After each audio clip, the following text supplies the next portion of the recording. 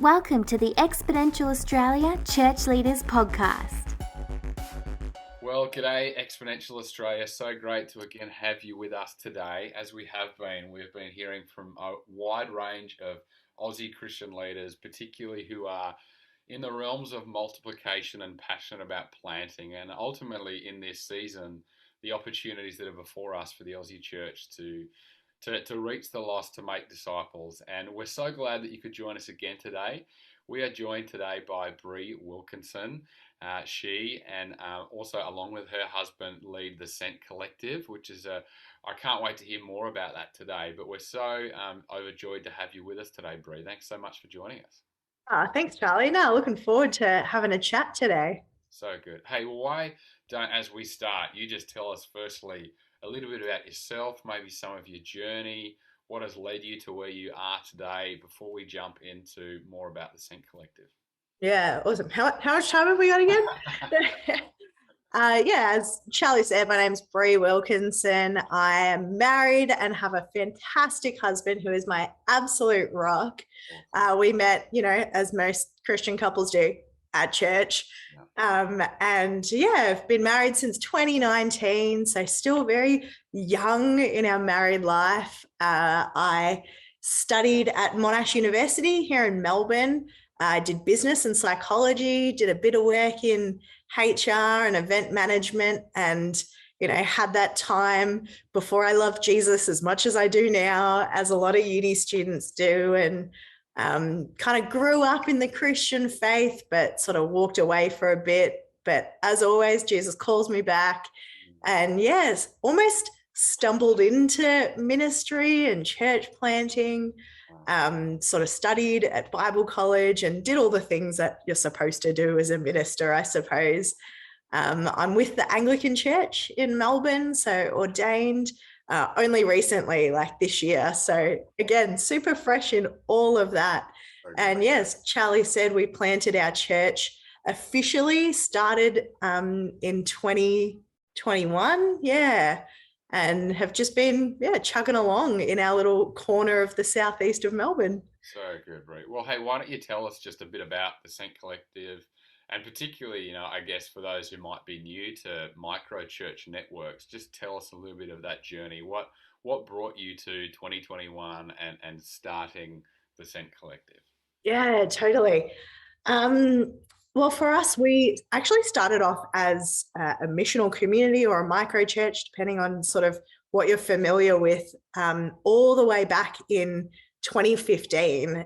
There was a group of us. Some of us were ex-Monash students, which is the kind of local university here, and just had a real heart for connecting with people in our council, but particularly university students. One of the biggest needs was for community, for food and fellowship within sort of international students, and even the domestic students that have come and are living on campus. And so for us, we just had a heart to serve them. So we did that for, it must have been like 5 years.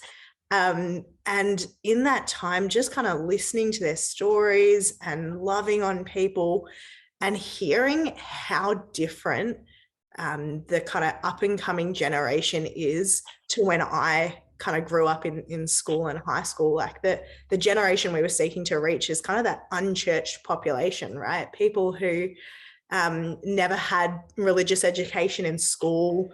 The only time they do corporate singing is when Richmond wins the grand final, or, weddings happen in wineries and barns instead of churches or chapels. So there's this whole demographic that's coming through that just have no experience of kind of that traditional church. And so as we were discerning that and seeing that, we went, well, then what does the community of God look like in these places? And actually it's the small, it's the authentic, I guess that micro picture of smaller and intimate is kind of what the demographic was after and looking for. And so that kind of got us on the microchurch journey. So we had, one of domestic students around a community meal, and then another one of as time went on, they graduated, and we kind of thought, oh yeah, we'll lose university students, but actually they stayed and became young professionals. So we had that group, and sort of said, we've got all these micro churches everywhere, but no place of coming together and being that sort of whole body of Christ together. And that's when we started thinking about, well, what does a church plant look like? And is that what God's calling us to? And so, yeah, our team over 2020 planned to launch, but jokes, global pandemic. And so we just spent that year every week praying and discerning together. And that's how we came up with the name Sent Collective, that idea that Jesus calls us and sends us to go and make disciples, but he sends us to go in community and together. So holding that sent, but also you're not alone. You do this as a community. And yeah, that's how we came across Sent Collective. Oh, that's so cool, Bre. And I guess, particularly for those and exponentially passionate about all models and forms of churches, whatever is going to lead to disciples being made and multiplication in our nation. I guess for those who would be, newer to the concept of microchurch, why don't you tell us a little bit about how that is stitched together? Like, you talk about being a network, or like some groups within a larger group. How does that kind of function as you lead the Sent Collective? Yeah, wow, great question. The picture that I often use, and we as Sent Collective use, is that idea of a dandelion. So you have that place where you're fueled and nurtured, and then as the dandelion grows, you get all those little fuzzy bits that, as the Spirit leads, as the wind takes them, they're planted all across your city. And each one of those little seeds then becomes a new dandelion, a fresh expression, something different. And so for us, the blend of both, we have, weeks where we're doing our kind of micro church week where our different communities gather. And then we have those weeks where we do something more formalized and corporate together. So you've got that place of encouragement, of training, of equipping, of being resourced. One of the struggles of church planting and even doing fresh kind of new expressions of church is, where's the place where you can kind of lick your wounds and go, this was tough and this was hard? And that's kind of where our kind of gathering together one week and then going out and doing that micro church on the other week. That's kind of how it works practically. So good. Well, one of the things that I love to hear about, particularly as I get to talk with planters from across the nation and just some of their journey, whether it be recent or dated, is just like, particularly some of the journey for you around what kind of preceded planting or that call to plant. Almost always when I talk to other planters, it was a surprise. It was not something they expected. 100%. They get pushed into either by someone else or by the Lord. I wonder if you could just tell us about, what was the call to planting the Sent Collective for you? Because I think it just speaks volumes to others' journeys as well. Yeah, wow. Definitely stumbled into it. I was in youth ministry and young adults, and that was my heart, kind of raising the next generation of leaders and equipping them to make disciples. And then kind of church planting was something that people said, this is what you're doing. You just need to name it for what it is. Like, starting small communities is church planting, and kind of almost taking out the, the glamorous life of a church planter and just going, it's so simple. And for me, actually, like my mentor, supervisor, coach, friend, Bre Mills, it just had the biggest role in helping me journey through that. The Anglican Church isn't really known for raising female church planters, but they're on an incredible journey to start lifting the voices. And Bre was someone who was my youth pastor. So, 14 years ago, and just stuck with me and journeyed through. She saw something in me as a leader and said, hey, I see this, like, let's develop this. And so having that person to pray with you and to guide you, that was really kind of, I guess, the vehicle that God used to open my eyes to see that church planting isn't as terrifying as it sounds. And my husband and I we went to Underground in Tampa actually at the start of 2020, when we were like, God, is church planting for us? Like, what even is this? Why do people keep saying this is what we're doing? Is it what we're doing? Like, Spirit, lead us. And we went there, and it was the most transforming experience of hearing stories of people on a very similar journey. We met with a couple of leaders there, and they just spoke God's truth over us. And it was amazing. Like, in that moment, it was like a light bulb went off. The Holy Spirit was like, see, this is what I've been telling you the whole time. Yeah. And yeah, I guess that was the big catalyst for starting our church plant journey. So good. And I guess this is a bit of a sidetrack here, Bre, but what would you say to particularly other female leaders in God's church that are wrestling with that kind of call of ministry themselves? Like, yeah, I think it is an exciting time in the Aussie church where we want, like, we believe, we want to see more of that. And yeah, so, like, just so for other women on that journey, what would you want to encourage as that you can do it, and you are fully capable. God calls us to obedience in whatever he's called us to. And if you have that sense, then call me, connect with Exponential, like, find someone who will open doors for you, that will encourage you in that journey. Because I think a lot of women have that sense and have that idea. It just needs someone to open a door, or, to move aside so they can do it. So yes, get in contact. Let's do it. Love it, Bre. That's so good. And I guess the next question I wanted to ask off the back of that, and you alluded to Bre Mills and how significant she was as an influence on you. I'd also just want to hear, where else have you kind of gleaned your influences from? Like, obviously you've got that very tangible in the form of a mentor. You mentioned Tampa. What are some of the things that have informed you by way of church planting, ministry, method, all sorts of stuff like that? Yeah. Oh, wow. Gosh, the resource list is huge. I think a lot of the stuff that come out of Underground and what they're doing is incredible. It's tough because it's still in an American context. So what does it look like to put it in an Australian context? Like, I think we still got to do a little bit of work there. Walter Brueggemann is an incredible theologian that has really shaped even my own sort of spirituality and how I engage in that intimacy with Jesus. And that's, I think, for a church planter, that's so essential, that first and foremost, you are fully in love with Jesus. And then out of that comes our ministry and our service. So he's amazing.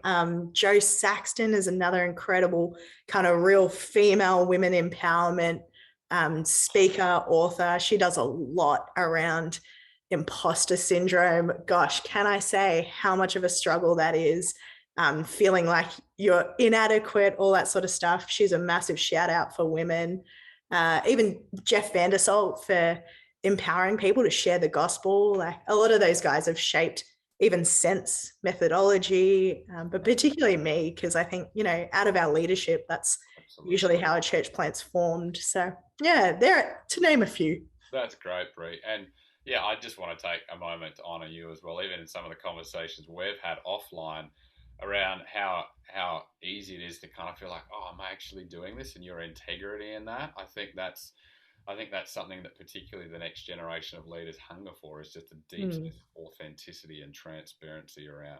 I want to be the type of person that is leading out of the overflow and actually, doing it. And so I just want to thank you for your spirit in that.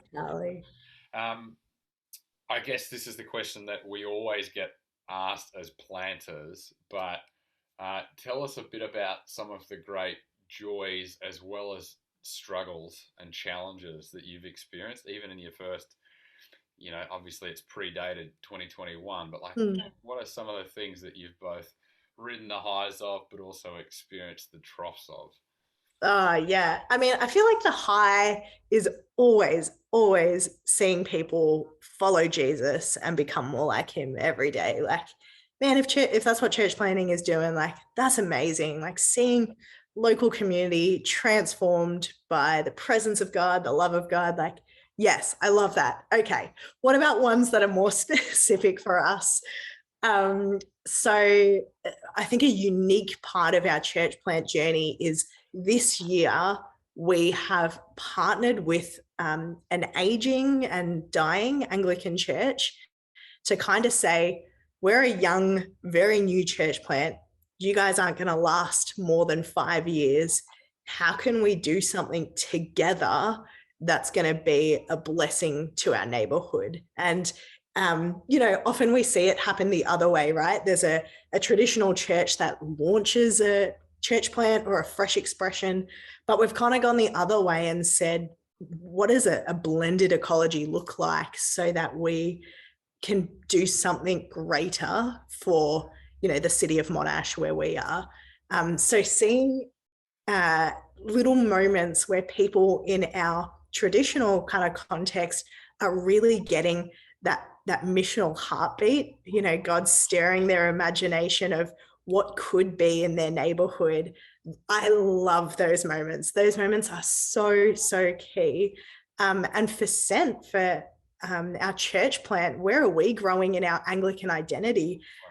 Someone came up to me the other day and they're like, so, are we going to do a confession this week? And I was like, confession? How do you know that language? Where does that come from? That's very different. But seeing that blend of how each kind of community is serving another, for me at the moment, that's where I'm seeing the biggest joys. The struggles, again, I feel like church planters always say this, but just losing people, like I cannot believe how deeply I have felt people saying, this isn't for me, or I'm not invested anymore. Like, it's crazy how much you take that to heart. And so, like, I think all church planters need to do some work on that separation. But yeah, for me, it's just really been, how do we see the kingdom agenda? Like, we've lost people to other churches because, they're moving in that area or they're still on fire for Jesus. But yeah, it's been really tough doing that. Oh, I'm going to cough. Sorry, Chuck. Right, all right. For those who are listening on with us today, Bre has just had her share of COVID, so she's recovering. Yep, I'm recovering, so I don't normally sound this croaky.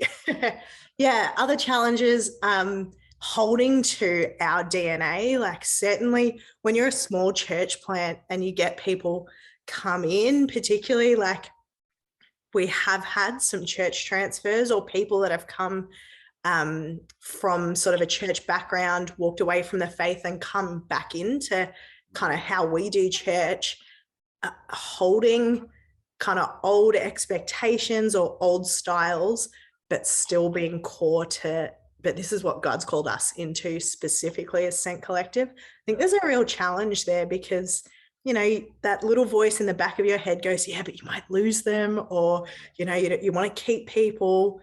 That's been a real wrestle, especially as like a very new, fresh church plant. Totally. To potentially compromise on the things that you feel like the Lord has asked you. Totally. Yeah.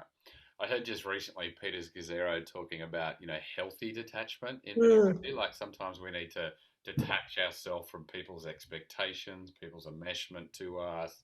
Yeah, so good. And how do we do that in a way that's healthy and obviously in communion with the Father, but not dependent upon other people? Yeah, so good. I totally resonate with what you're saying. I guess 2 final questions that I'd ask you today, Bre. The first one would be, particularly for someone who might be sitting, joining, listening, watching today and going, I feel like the Lord might be beginning to call me to plant or pioneer or do something that's innovative for the kingdom. Yeah, so good. What is like the one thing that you would say to them, like from your experiences, like one thing you wish you knew before you set out on this journey, that if you could have your time again, you may just go, Bre, do this differently, or whoever might be listening today, what would you do differently if you had your time again? Oh, Charlie, what a question. What would we do differently? I think we always come back to, you can never spend too much time abiding in the presence of God before you launch anything. There's always a balance between we're praying and we're not going into action, but having that deep, like you said, Charlie, that deep communion with God before you do anything is so key. And I think if I could do it again, I would intentionally spend a year praying, fasting, discerning. Like for cent, we had 2020 purely because COVID happened, and that kind of became our year of prayer and fasting together. But I think if that didn't happen, that's not what I would have done. And so I think there's like incredible value of spending that intimacy, that communion with Jesus, and doing the exact same thing with the context and community you want to plant in. Instead of kind of going, this worked here, let's just drop it there, which I think is also a helpful model, but spending time in your context, what is good news to these people? Where are the needs that the gospel can meet? I think that is so key to doing microchurches and fresh expressions. The kind of multiplication we're talking about is knowing the context, exegeting the culture, and listening to people's stories rather than, sometimes we feel like we're the expert and we know what the needs are, so we'll just start something that does that. Talking to business owners, talking to schools and high schools and the, police force, and going, what's the story of this place? I think, that's really key. Definitely would encourage all planters to do that. Yeah, help us to serve the community in a way that is actually going to be helpful. Yeah, totally. Good. Well, I guess the last question we like to ask this of everyone that we interview is just, what would you say to the Australian church in this moment? And I know that is such a broad question, but particularly as we sit at a crossroads, coming out of the pandemic, the opportunities exist before us, the hope and the prayer of Exponential and many other like-minded organisations to see multiplication happen in our nation. People want to know Jesus. What would you say? Like, what would be the throwaway at the end? I would say, who's the one? So who is the one leader you can invest in? Who is the one individual, family, community, place, and start there. Start small. That's what Jesus did. He had 12. Well, even smaller, he had his close 3. He talks about, the kingdom of God being a pearl, a mustard seed, like childlike faith, like small is good.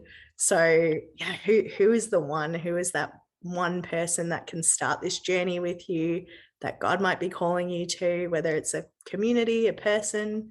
I don't know. That's probably the word that came to me.